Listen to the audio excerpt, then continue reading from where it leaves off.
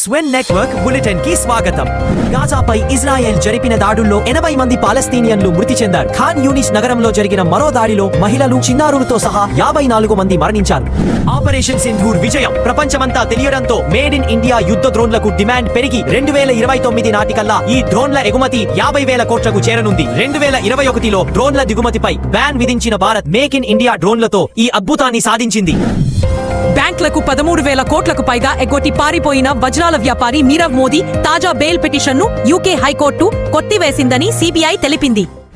భారత్లో ఐఫోన్ల తయారీ వద్దని అమెరికా అధ్యక్షుడు ట్రంప్ యాపిల్ సంస్థ సీఈఓకు సూచించినప్పటికీ ఆ సంస్థ మాత్రం వెనక్కి తగ్గడం లేదు. భారత్లో యాపిల్కు అధిక ప్రయోజనాలు ఉన్నట్లు ఆ సంస్థ స్పష్టం చేసింది.